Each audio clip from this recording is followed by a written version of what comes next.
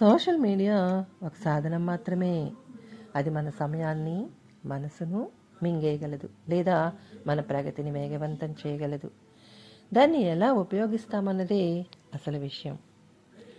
Social media ఎవరిని control చేయదు. అది కేవలం మిమ్మల్ని అద్దంలో చూపిస్తుంది.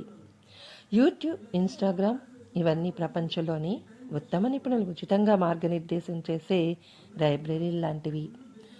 సోషల్ మీడియాలో ఎక్కువ మంది కన్జ్యూమర్స్, చాలా కొద్ది మంది క్రియేటర్స్. మీరు నేర్చుకున్న పాయింట్లు, మీ ఫీల్డ్కు సంబంధించిన చిన్న చిన్న టిప్స్, మీ ప్రయాణం, మీ అభిప్రాయాలు, మీ పని ఫలితాలు, మీ స్కిల్స్ ఇవన్నీ పంచుకోండి. రోజుకు ఒక చిన్న పోస్ట్ రాసినా మీకు స్పష్టత వస్తుంది. ఇప్పటి కంపెనీలు మీ రెజ్యూమే కన్నా మీ డిజిటల్ ఫుట్ ప్రింట్ని ఎక్కువగా చూస్తున్నాయి. మీరు ప్రతిరోజు నేర్చుకున్నది, చేసిన పని, మీ స్కిల్స్, మీ ప్రాజెక్ట్స్ ఇవన్నీ పోస్ట్ చేస్తే మీ ప్రొఫైల్ ఒక చక్కని డిజిటల్ రెజ్యూమే అవుతుంది. సోషల్ మీడియాలో మంచి వాళ్ళు ఉన్నారు, పాజిటివ్ కమ్యూనిటీస్ ఉన్నాయి, మీరు ఆలోచించే మంచి మైండ్ సెట్ ఉన్న వాళ్ళు ఉన్నారు. సోషల్ మీడియా వల్ల పోల్చుకోవడం పెరుగుతుంది.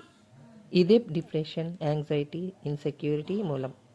మనం చూసేది వాళ్ళ హైలైట్ రీల్, మనం అనుభవించేది నిజ జీవితం.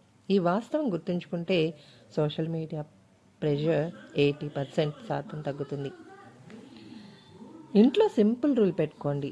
ఉదయం గంట సేపు నో సోషల్ మీడియా, భోజన సమయంలో నో స్క్రీన్, నిద్ర గంట ముందు నో సోషల్ మీడియా. ఈ 3 అలవాట్లు మీ mental clarity, emotional stability, sleep quality అన్నింటినీ మెరుగుపరుస్తాయి.